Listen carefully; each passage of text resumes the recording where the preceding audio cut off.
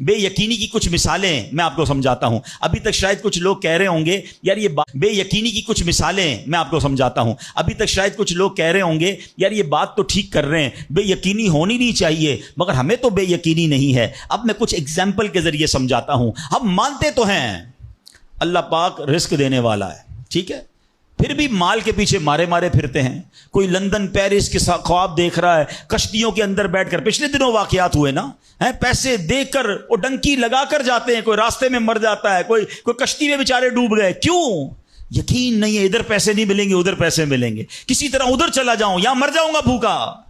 ذرا غور کیجئے اے میرے پیارے اسلام بھائی, کو سود کا کام کرتا ہے. کیوں کرتا ہے سود کا کام؟ یقین نہیں ہے نا کہ حلال کماؤں گا تو پیچھے رہ جاؤں گا. ملاوٹ, رشوت, ڈاکہ, چوری, اگر ان تمام غلط کاموں کے پیچھے آپ دیکھیں تو یقین نہیں ہوتا کہ یار ملاوٹ نہیں کروں گا تو مال نہیں بکے گا, پیسے والا کیسے بنوں گا, غریب ہی رہ جاؤں گا. یقین ختم ہو گیا ہے, جس کی وجہ سے ہر دوسرے آدمی کو جناب غلط کام کرنا ہے. آگے چلیے, ہم مانتے ہیں نماز دنیا بھی سنوار دیتی ہے, آخرت بھی سنوار دیتی ہے.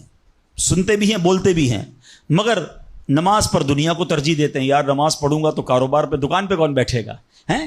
نماز پتہ ہے آخرت اور دنیا سنوار دے گی, یقین نہیں ہے. اسی طرح ہم مانتے ہیں کہ مسلمان کی ترقی قرآن پر عمل کرنے میں ہے, مگر نہ قرآن خود پڑھتے ہیں نہ اپنے بچوں کو پڑھاتے ہیں. ہم مانتے ہیں کہ اللہ پاک دعائیں قبول فرماتا ہے, مگر بے یقینی ہے. اول تو دعا مانگتے نہیں ہیں, اور مانگتے ہیں تو یقینی نہیں ہوتا.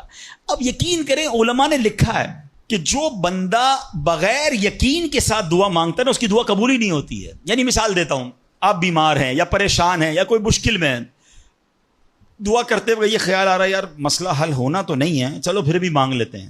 علماء کہتے ہیں حل ہی نہیں ہونا ہے, تمہیں رب پر ہی بھروسہ نہیں ہے. اب مثال دیتا ہوں اس کو ایک بلا تمثیل. آپ کا کوئی ملازم ہے, اس کو پیسوں کی ضرورت ہے, اور وہ آپ کے پاس آ کے کہتا ہے صاحب 5,000 روپے کی ضرورت ہے, مجھے لگتا تو نہیں آپ دیں گے, چلیں پھر بھی آپ سے مانگ ہی لیتا ہوں.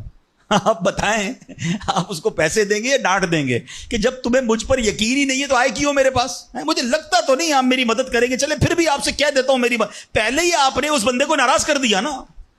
ہم کہتے نہیں ہیں, مگر ہماری بے یقینی یہ کہہ رہی ہوتی ہے اور اللہ سے دعا کر رہے ہوتے ہیں کہ اللہ مجھے امید تو نہیں تو دے گا, پھر بھی میں مانگ رہا ہوں. توبہ توبہ توبہ.